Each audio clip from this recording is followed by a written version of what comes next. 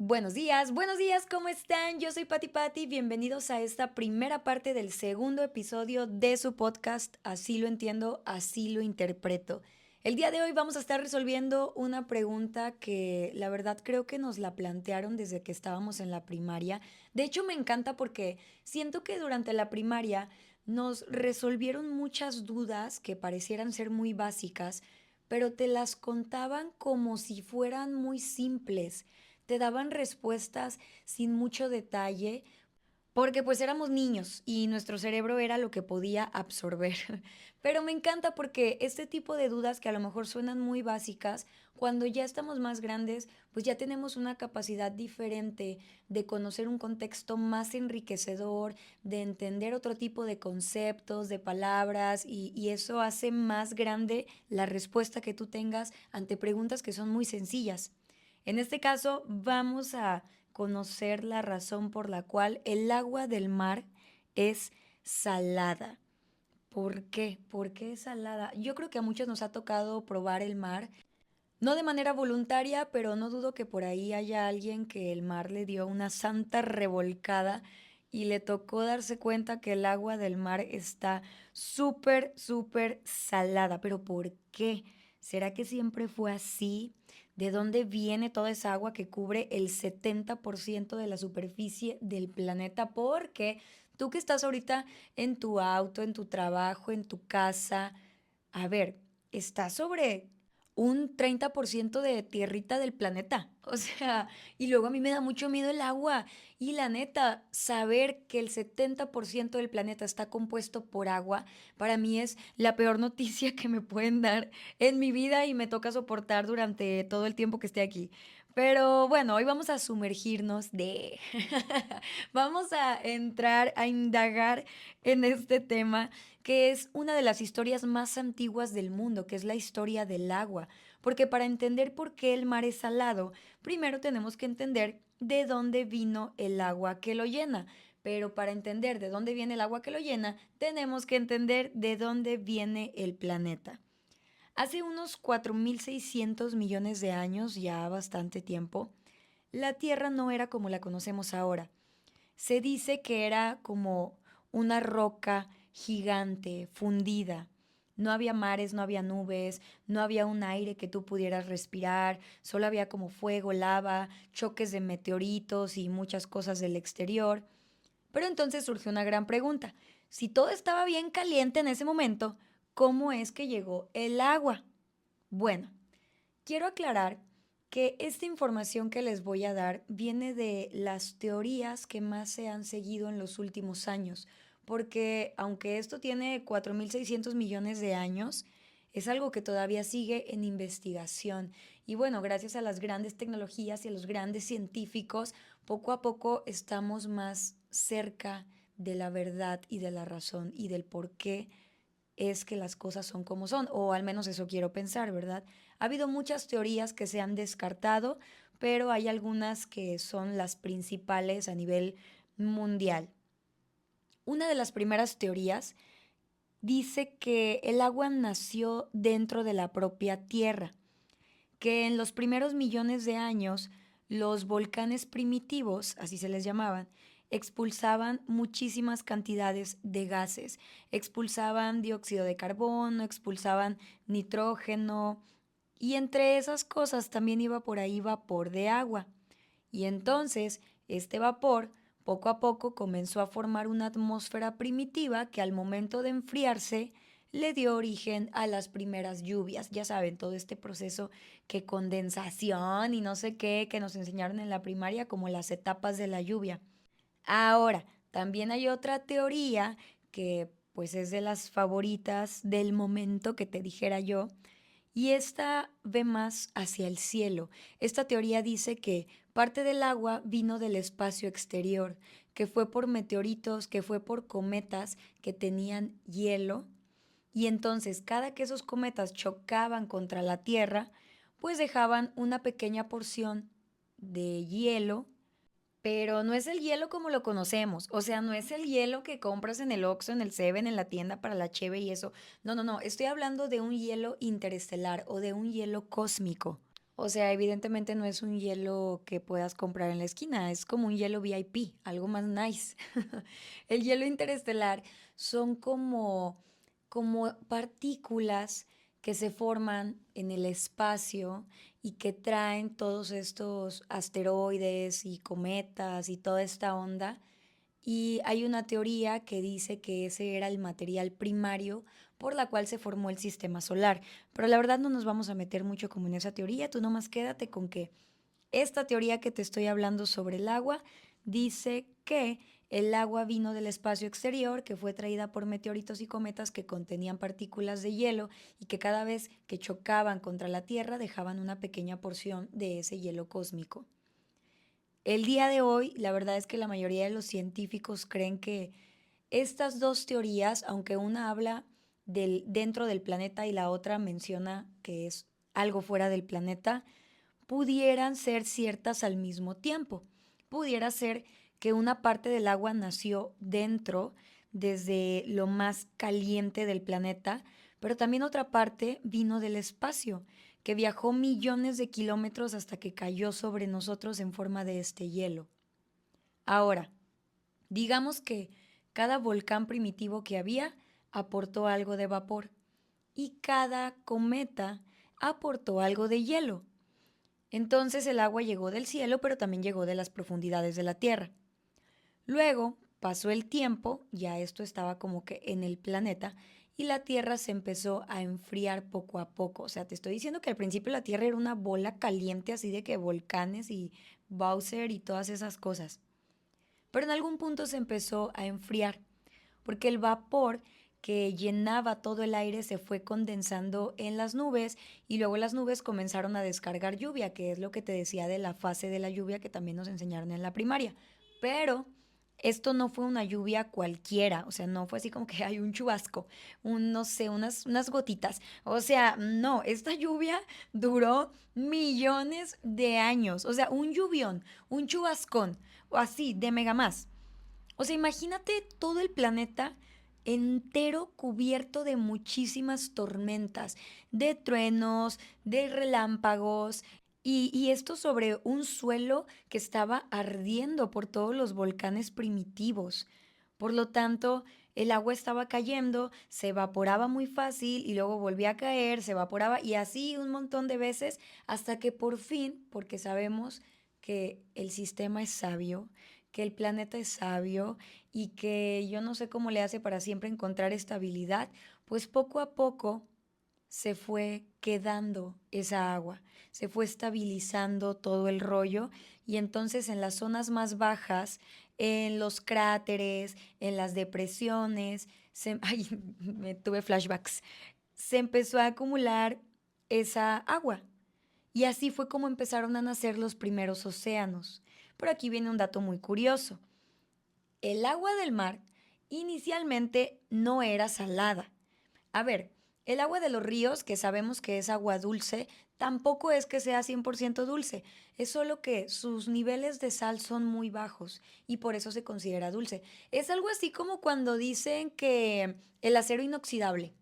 Bueno, el acero inoxidable no es que nunca se oxide, solo que su punto de oxidación tarda muchísimo más. O es como cuando dicen que si las cosas son orgánicas o no. En realidad todo es orgánico, solo que hay cosas que toman mucho más tiempo para desaparecer, para desintegrarse y por eso se consideran inorgánicas. O sea, es lo mismo, la oxidación, lo inorgánico y en este caso el agua dulce vienen como que partiendo de esa misma idea, de que no es que algo sea o no sea, todo es y no es al mismo tiempo. Ay, yo ya poniéndome bien filosófica. O sea, todo es y no es al mismo tiempo, pero depende la medida que exista en ese algo. Total, te estaba yo diciendo, el agua de los océanos inicialmente no era salada, era más cerca del agua dulce que del agua salada como ahora la conocemos. A este tipo de agua o a este estado del agua en realidad se le llamaba agua pura. ¿Por qué? Porque no tenía todavía suficiente tiempo como para que se mezclara con otros componentes y se volviera salada. Entonces digamos que el mar nació prácticamente dulce según una de estas teorías, pero en aquella época, pues la tierra era jovencita, era una chicuela, y las rocas que había estaban llenas de elementos químicos. O sea, a ver, te lo voy a repetir. Te estoy diciendo que en esa época, en donde la tierra era una jovencita chicuela, todo estaba lleno de químicos fuertísimos y todo el tiempo, o sea, todo el tiempo había procesos muy fuertes. Estamos hablando de volcán, es que yo me impacto, me meto como que mucho en el papel, ¿no? Estamos hablando de volcanes en toda la Tierra, una piedra gigante. ¿Has visto Mario Bros? ¿Has visto cómo tiene Bowser todo ahí lleno de fuego y así? Bueno, mil veces peor. ¿Has visto cómo viven los Goron de Zelda? Haz de cuenta, o sea, mil veces peor. O sea, volcanes gigantísimos que todo el tiempo estaban sacando gases y había mucho químico en el ambiente y luego se evaporaba el agua y así. Pero bueno, la Tierra era una jovencita y pues todas estas rocas estaban muy llenas de elementos químicos, entonces cuando la lluvia caía, el agua se iba filtrando entre las grietas de la misma tierra y poco a poco iba disolviendo pequeñas partículas que ya tenían esas rocas. Entonces, cada corriente que había, cada río que se estaba formando, se empezaba a llevar consigo todas estas diminutas cantidades de minerales. O sea, ahí había sodio, había calcio, había potasio, había magnesio, había todo lo que termine en esio o acio.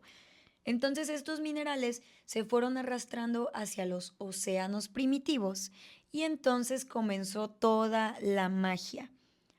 Obviamente también había volcanes submarinos, porque te digo que había volcanes en todos lados.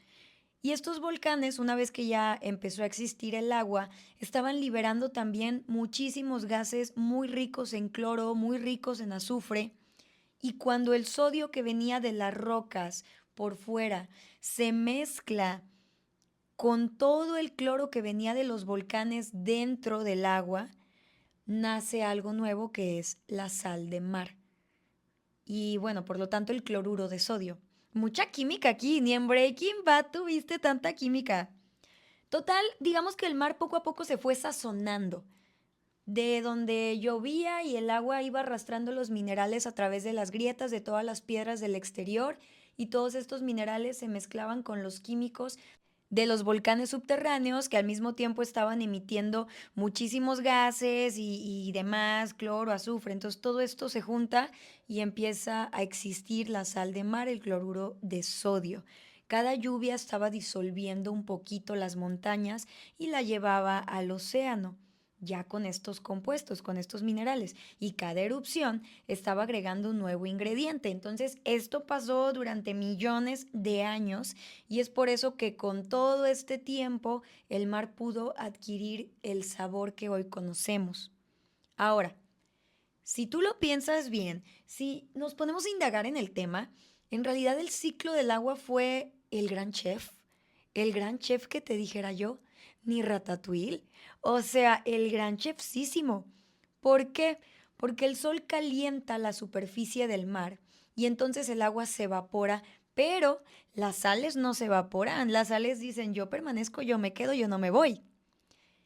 Esa agua que ya se evaporó forma nubes, luego las nubes se mueven con el viento, viajan entre los continentes, llueve en diferentes lados y cuando cae el agua, los ríos vuelven al mar cargando nuevas partículas de minerales porque ya arrastraron más cosas. Entonces, el resultado de todo esto es que cada gota que llega al océano siempre tiene un poquito más de historia de la Tierra. Y eso es lo que me encanta. O sea, me vuelvo loca. O sea, lo que te estoy tratando de decir es que la sal del mar no te pases de lanza. O sea, cuando tú vas al mar, tú no estás pensando que esa cosa que estás viendo azul, líquida, tiene millones de años y ha pasado por quién sabe cuántos lugares. O sea, el mar ha viajado más que Luisito Comunica, te lo aseguro. Ahora, tú me vas a decir, a ver, pero si los ríos siguen llevando minerales al mar constantemente por el ciclo del agua, o sea, se evapora el agua, cae a los ríos y luego los ríos arrastran los minerales, los llevan al mar y luego otra vez se evapora el agua y así, porque el mar nunca se vuelve cada vez más salado. O sea, parece como si ya hubiera topado, ¿no? Bueno, la respuesta ante esto, justo como te decía hace ratito, la Tierra es sabia. La Tierra es una chica todo que ver que no sé cómo le hace, pero siempre encuentra el equilibrio natural. Entonces, parte de estos minerales, estas sales que arrastran los ríos, no todo se queda en el mar, sino que se quedan de manera de rocas o es como por ejemplo el yeso marino o hay otras que incluso son utilizadas por algunos organismos marinos para crear conchas o esqueletos. O sea, digamos que la sal que llega extra encuentra la manera de transformarse en algo más. Y bueno, algunas sales también quedan atrapadas en los sedimentos ya en el fondo del mar. O sea, en otras palabras, entra tanta sal al mar como la sal que sale. Por eso es que la salinidad promedio del mar siempre está estable, que si nos vamos a números es como del 3.5% aproximadamente. Eso quiere decir que por cada litro de agua del mar hay como 35 gramos de sales disueltas ahí. O sea, es el equivalente a una cucharadita así como que muy tupida de puros minerales antiguos disueltos en la memoria líquida del planeta. Ya me puse bien acá. Ay, no. Pero bueno, también te quiero platicar que no todos los mares saben igual, porque hay mares que son un poco más dulces o menos salados, y también hay mares que están ultra saladísimos. ¿Y de qué depende esto? Pues esto depende del clima, de la cantidad de lluvia, de la evaporación. Un ejemplo muy marcado es el Mar Rojo o el Golfo Pérsico, que son extremadamente salados. ¿Por qué? Porque hace muchísimo calor y ahí casi no llueve. Ahora, del otro extremo podemos hablar del mar Báltico, que está al norte de Europa, que recibe mucha agua dulce por los ríos que están por ahí y eso lo hace tener un nivel de sal mucho menor. También está el ejemplo del mar Muerto, que creo que muchos lo han mencionado. Este es el más salado de todos. Es como un estanque gigante en donde el agua se evapora, pero la sal se queda atrapada y ahí sí se está concentrando cada vez más y más y más y más. Por eso cada mar tiene su propio sabor, cada sabor tiene su propio equilibrio entre el fuego, el sol, la dulzura de la lluvia, los ríos que estén por ahí cerca. De todo esto va a depender la cantidad de sal que tenga un mar. Así que bueno, el mar no es salado por accidente, el mar es salado porque es el resultado de millones de años de contacto entre el agua y la tierra. Recordemos, la tierra era como una roca gigante que ardía muchísimo y gracias a esos gases que estaban dentro de la tierra y a los cometas y a todo lo que estaba en el exterior que chocaba con la tierra y que traía nuevos componentes, hubo ciertas reacciones químicas que generaron partículas que ayudaron a que naciera el agua. Con el paso del tiempo, esta poquita agua que se estaba formando comenzó a quedarse atrapada entre los espacios de la tierra porque pues era una roca. Entonces, donde había algún cráter se hacía como un charquito de agua, en las grietas también circulaba el agua y alguna se quedaba estancada y esto durante miles de millones de años hizo que la cantidad de agua aumentara y que comenzara todo este proceso que ahorita lo conocemos como el proceso de la lluvia, que el agua se evapora, vuelve a caer y entonces ya empieza todo este ciclo. Y conforme se va dando, se van arrastrando minerales que se van quedando en el mar poco a poco y es por eso que el agua del mar pues tiene muchísimos minerales y tiene muchísimo sodio, diferente al agua de los ríos que siempre está en constante circulación y es un agua entre comillas un poquito más pura, por eso le llamamos agua dulce. No toda la sal que llega al mar se queda ahí disolviéndose en el mar, sino también se convierte en vida, en corales, en rocas y bueno, se va transformando para que el equilibrio se mantenga porque el planeta es demasiado sabio. Y agregamos que todos los mares son diferentes, hay mares que tienen un nivel de sal mucho más alto dependiendo de las condiciones en donde estén, como es el caso del Mar Muerto que su nivel de salinidad es extremadamente alto, es como 10 veces más alto que los demás océanos y esto hace que el agua se vuelva muy densa y como esta densidad es tanta, prácticamente genera como una fuerza de empuje de abajo hacia arriba. Y esta fuerza de empuje es mayor que el peso del cuerpo de alguien, y es por eso que los cuerpos flotan sin ningún esfuerzo en el mar muerto. Total, siento yo que el sabor del mar es el sabor de la tierra misma, pero concentrado en cada gota. Y la neta, a mí este tema me encanta. Me encanta irme en el viaje y como que irme para atrás, para atrás, para atrás, para atrás. Espero haberme dado a explicar de la mejor forma. Hice mi mayor esfuerzo, la neta. Muchas gracias por escuchar este episodio. Yo soy Pati Pati y así lo entendí. Y los invito a escuchar la segunda parte de este podcast que se llama Así lo interpreto, en donde obviamente vamos a estar hablando acerca de el agua salada, pero a manera de metáfora en la vida. Porque quizá el mar guarda en su sal la memoria de todas las cosas que lo han tocado y creo que eso nos hace muy semejantes al mar. Los invito a escucharlo, gracias por estar aquí y adiós.